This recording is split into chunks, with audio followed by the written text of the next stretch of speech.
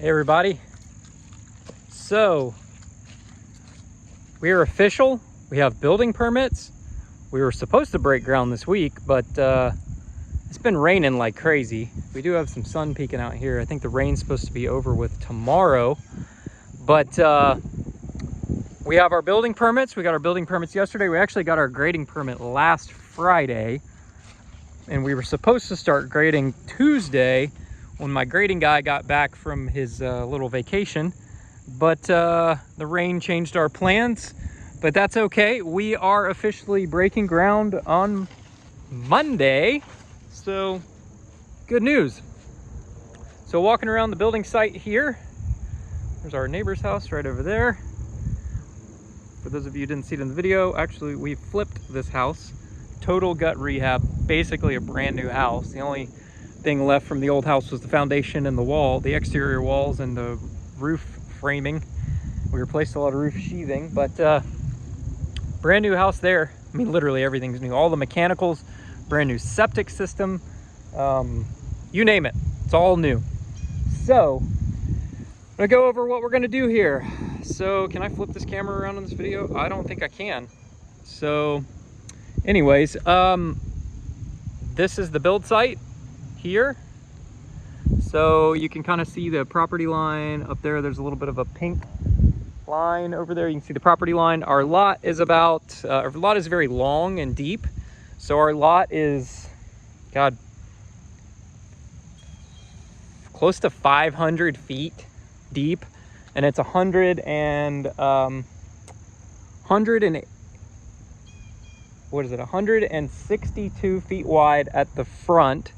Right here where the house sits, it's about right around 180 feet across. Our house will be over there. You can kind of see the stakes over there. That yellow, you can see that yellow stake right there. That one. So that's kind of the edge of our house. I'm over here just double checking the house layout plan just to make sure we're all good. We're well within the building setbacks here. We actually have R20 zoning here, which means you can put one dwelling per 20,000 square feet, which is basically half-acre lots. Because someone once upon a time came in here and actually tried to make all this a big giant development, and they got all this rezoned to R20. This was before the big real estate crash of 07, 08. But they ended up bailing out on the deal because the market crashed and blah, blah, blah. So we got lucky and this land was already rezoned R20. Most of this land around here, in fact, the neighboring land behind us here, this is agricultural land. So that means one house for every 2 acres. But we don't have sewer here on this lot. Now, there's a development that's going in across the street. They're going to be building like $900,000 houses across the street. I just talked to the developer this morning that actually he just sold the land.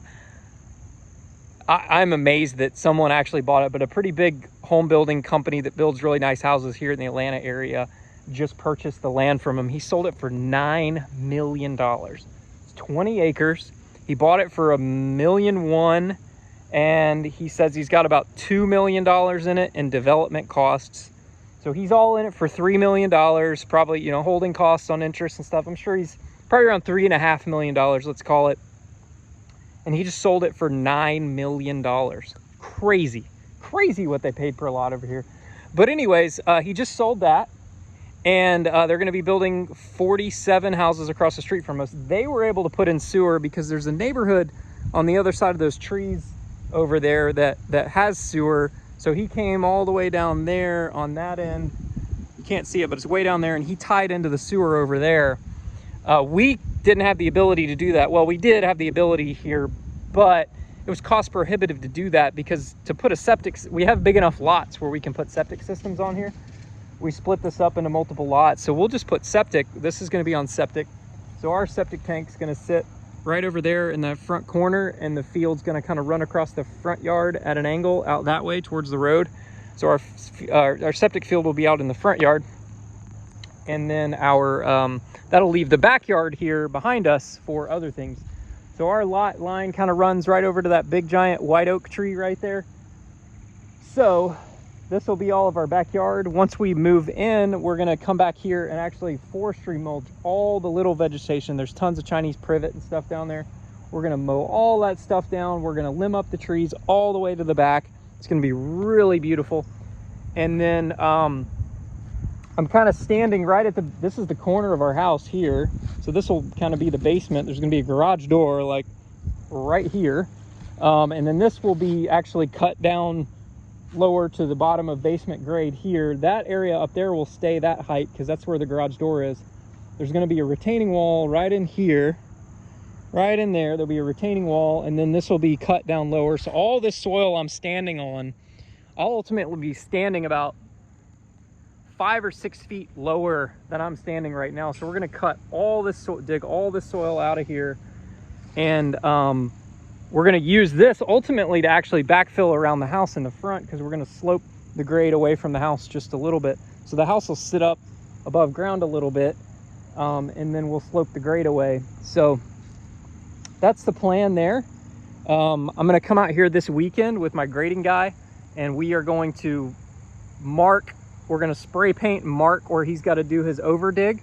So when you're digging for a foundation, you want to over dig about 3 feet from the foundation walls, because all of this area in here is going to get excavated out for the basement. So there's going to be a big giant hole right here. The basement will daylight right here. There's going to be a retaining wall in the front where that little pole sticking out is. That'll be the end of the retaining wall. So it'll be, the soil in front of it will be kind of untouched, but everything from that point back is all this going to get excavated out. We got to drop this big pine tree right here. We got to drop these sweet gum trees behind us, dig them up, grub them up. All of the trees, with the exception of that tree right there, are all going away. So all these, there's some sweet gums, and there's some, there's also some poplars, tulip poplars. A tulip poplar's going, that tulip poplar's going, that tulip poplar's going. So all the poplars are going away. That sweet gum right there is going away. We're taking all these trees down here. We're going to keep all, you see all these big hardwoods. We've got an oak tree over there. We've got this beautiful white oak right here. That pine tree is on the neighboring lot. That'll stay. We're going to keep that mimosa tree. We're going to keep all the trees back here. So we'll be looking into a bunch of trees into the woods. So let's talk about timeline here. So we're starting excavation on Monday. He should be kind of wrapped up with excavation by the end of the week, digging everything out. I'm giving my excavator 2 weeks to dig everything out, and I reached out to the foundation people, and I'm getting on their schedule for the this is the first week in October. Today's October 6th or 7th. I'm going to get the foundation people out here the last week of October, at the end of October, because my goal is to get the walls poured by the end of October. So the foundation people will be out here at the end of the month, and they will pour the foundation walls. I actually just talked to the framer a little while ago, meeting him Monday to go over the scope of the framing, and he's about 3 weeks out right now, 3 to 4 weeks out. So that's good. So I can get on his schedule for the beginning of November, get him started. Literally, the foundation's got a cure for about 2 weeks or so before they can start building on it. So if we can get him for the second week in November, go ahead and get him out here and get him to start framing. Maybe the third week in November, I don't know. I'm trying to get this house framed up before Thanksgiving. We'll see if we can do that, but that's my goal between Thanksgiving and the 1st of December, to get this house framed up and get the roof dried in on top. We'll get the roofing company to come out. We are doing zip system sheathing on this house, so once we tape all those seams, we'll actually be dried in even if we don't have shingles on yet, which is kind of nice. So we're gonna do that. And then we'll have that all framed up. And then in the month of December, we will do our rough-in. We'll get all the mechanicals done. So I'll bring in the mechanical contractor to do our HVAC ductwork. We will have the plumbers come in and do their plumbing. And then myself and a friend of mine, I have a good friend of mine. He's a licensed electrician. And I've done a lot of electrical work, and then I have a electrician that I use for all of my flips and all my investment properties. I'm gonna pay him for a day or two to come out and help us. So the three of us are actually gonna wire this house. So we're gonna go do all the wiring. in this house. We'll give ourselves a couple weeks to get all the wiring done. So really, I want to have all of the rough mechanicals done by January.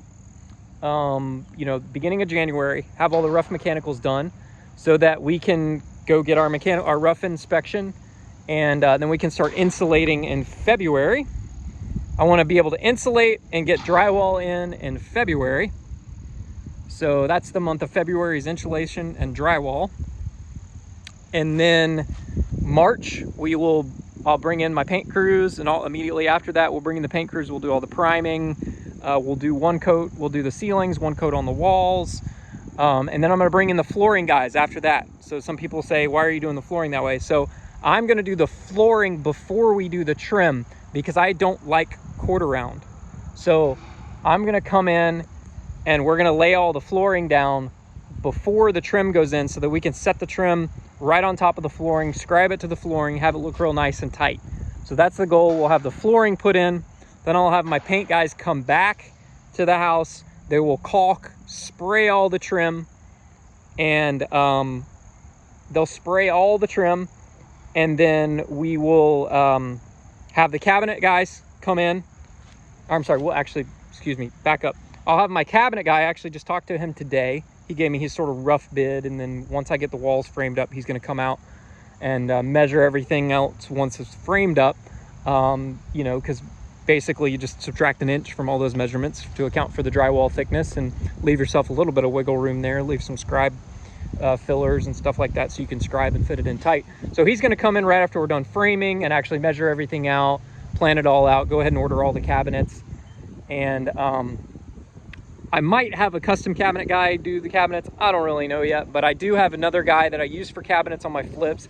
He installs a pretty nice cabinet. They're a nice cabinet. They're plywood boxes, soft close drawers, you know, nice finish. I like them. I've been using them in my flips, and I like those. I like those cabinets.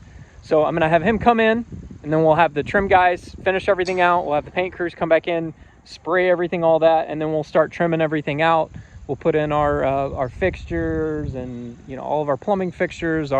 We actually have all of our vanities. We'll go ahead and set that, and then I'll have my tile guys come in. We'll go ahead and set all the tile, and we will be trimming everything out at that point. I know this is wishful thinking, but I'm trying to get us done by Memorial Day, by the end of May, to try to get us in this house. That might be wishful thinking. We'll see what happens. We might end up having to extend our lease on our rental house out a little bit longer. We're in a rental house right now, but we'll see how that goes. So that's my goal. We'll see how it goes. That's what we're trying to do, but I'm excited to finally break ground here. Got to finish getting all of actually I sent all the documents to the bank today to get our construction loan in process. We should have that construction loan funded here in the next 3 weeks or so. So in the next 3 weeks, basically right around the time that we're putting the foundation in, before the foundation's done, we'll have our construction loan funded, so I can take my first draw against that to actually reimburse myself. We've bought a lot of stuff.